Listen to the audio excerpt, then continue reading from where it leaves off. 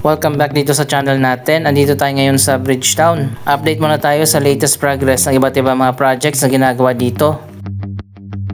Isang bagong hotel na naman ang tinatayo sa ngayon, ang Hotel 101. At dalawang luxury residential tower, ang Haraya Residences. Wala na pala yung night market dito sa gitna. Nakalipat na nga dito sa bagong building ang Pasig City Hall. Ito muna ang pansamantala na Pasig City Hall building habang itatayo pa yung bagong Pasig City Hall project.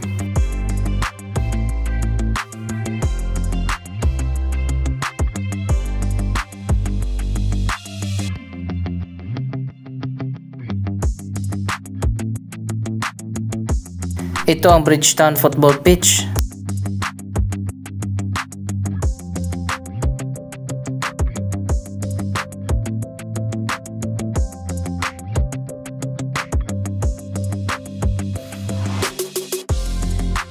Wala pa tayong official confirmation kung para saan yung building na tinatayo dyan, pero sa tingin ko gagamitin din yan bilang isang sports facility.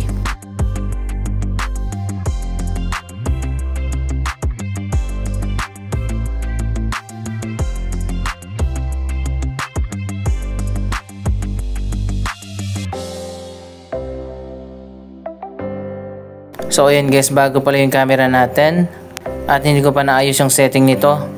Kaya makikita nyo naman parang nagja-jump yung mga shots.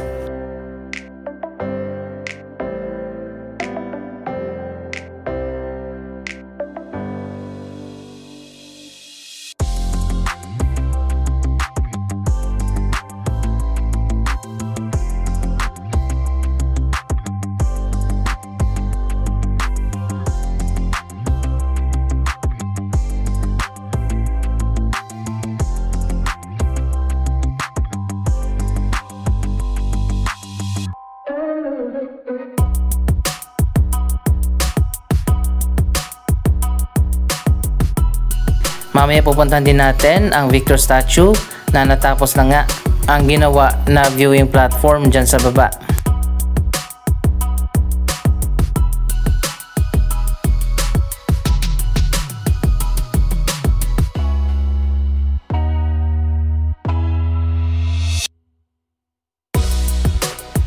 Dito pala sa kabila inilipat ang night market at wala na doon sa gitna.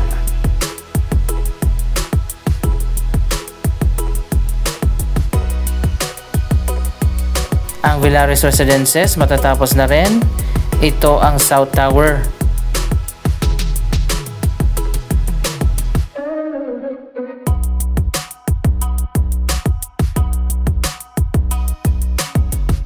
Itatayo naman dito sa kabila ang North Tower ng Villares Residences. Yung nasa likod naman, yan ang Ceros Residences na matatapos na rin. Yung isang building dyan sa likod sa may Parklinks na yan.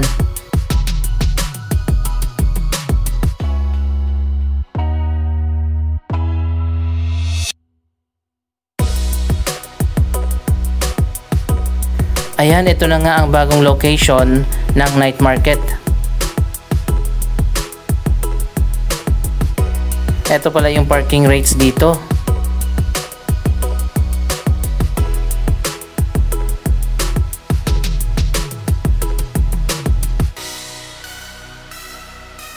Kung napanood nyo yung mga previous vlog natin, dito dati sa gitna yung night market.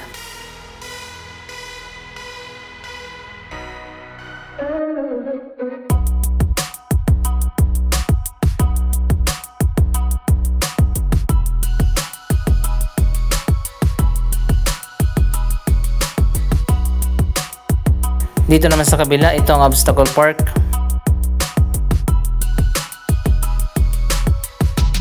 Eto na, tingnan na natin ang bagong location ng Mercato Central Night Market.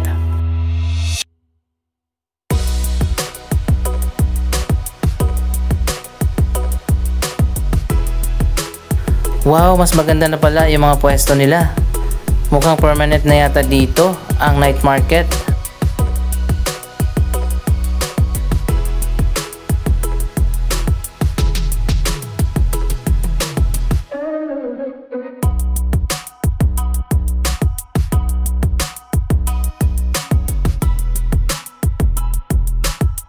Bagong bago itong mga pwesto nila. At dito naman sa gitna yung mga upuan.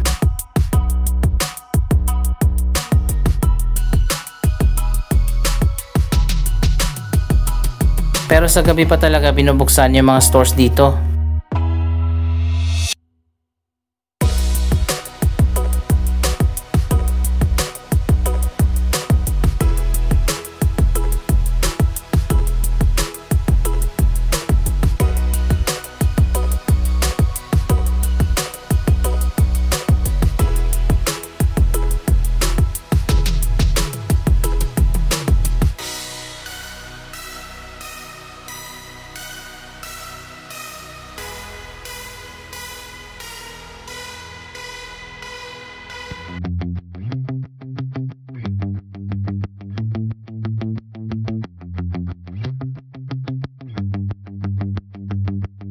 Medyo lumiit yung area nila pero mas organized na ngayon.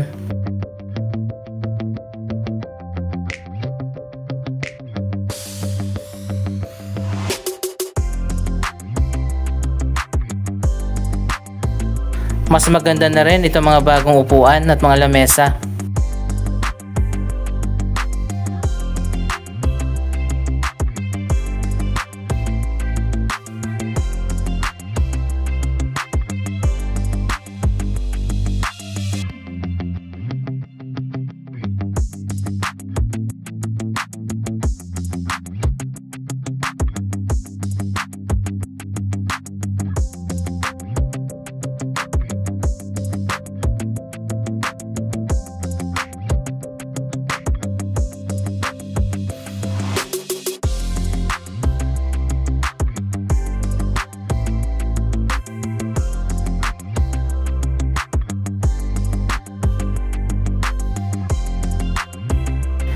So ayun guys, ito na. Nandito na tayo sa harap ng The Victor statue na ngayon ay project completed na.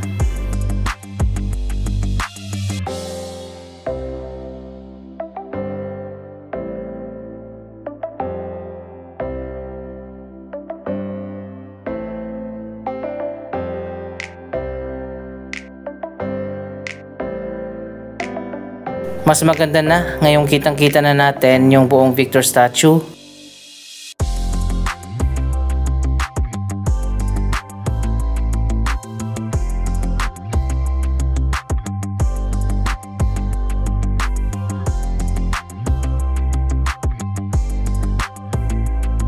May mga upuan pa dito sa gilid.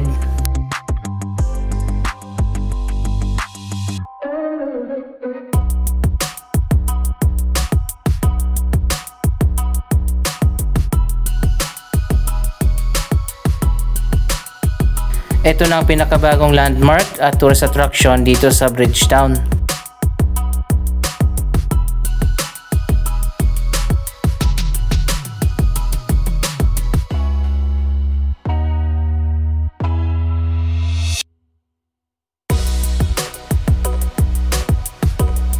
Pero yun nga lang, nakasarado pa rin dito sa baba at hindi pa tayo pwedeng umakyat dyan sa taas.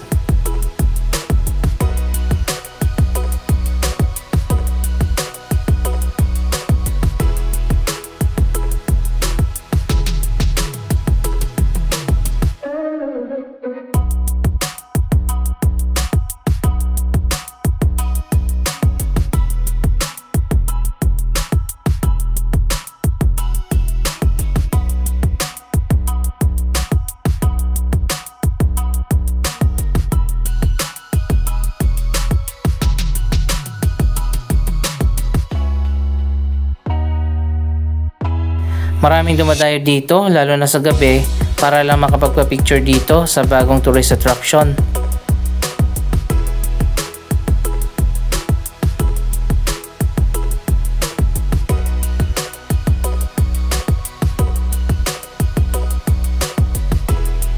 Mas okay sana kapag binuksan na ito at pwede na tayong umakyat dyan sa taas.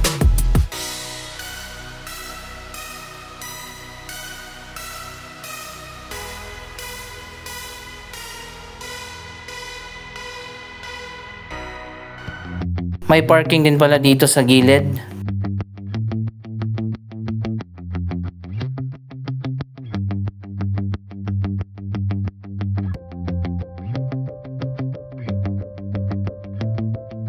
At meron pang elevator.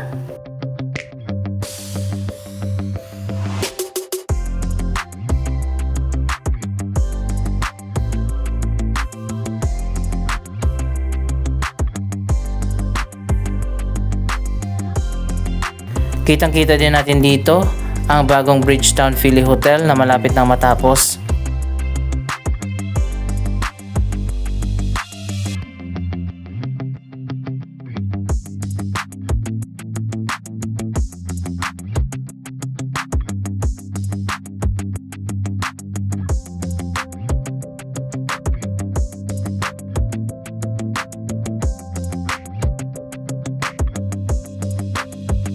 Dalawang luxury residential tower ang sinisimulan na ngayon. Ito ang Haraya Residences ng Shangri-La Properties. Ito ay joint venture nila ng Robinsons Land Corporation. Dalawang ultra luxury residential tower ang itatayo dito.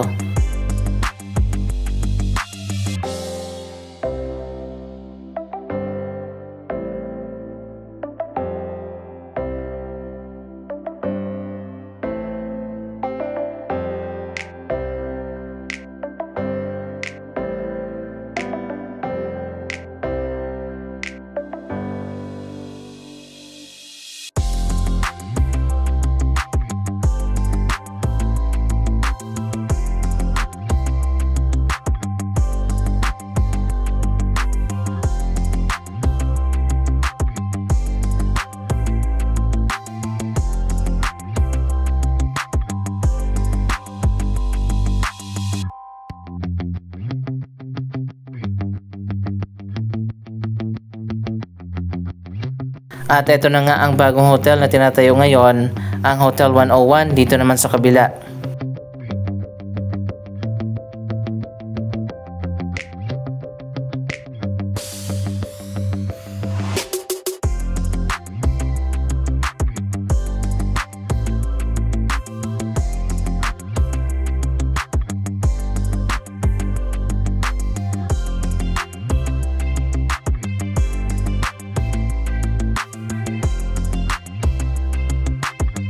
Mabilis ang progress ng mga project dito. Ayan, makikita naman natin. Ito na agad ang bagong Hotel 101.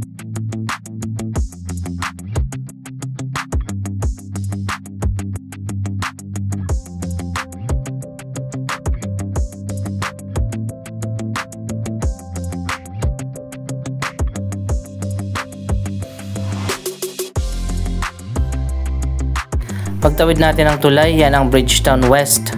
Sakop naman yan ng Quezon City, at dito sa kabila yung pinanggalingan natin ang Bridgetown East na sakop ng Pasig City.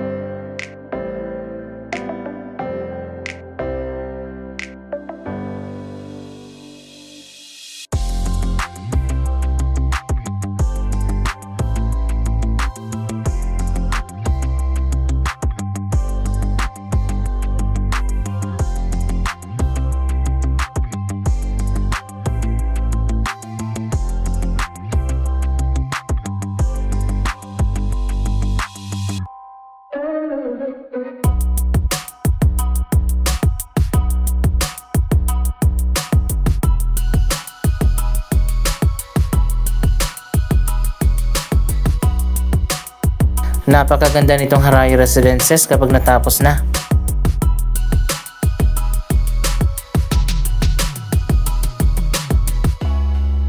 So ayun guys, dito nga sa gilid itinayo ang bagong Hotel 101. May isa pang vacant area dito. Yan na lang yung natitira dito sa Bridgetown West. Tapos na rin itong dalawang office tower, ang GBF Center 1 and 2.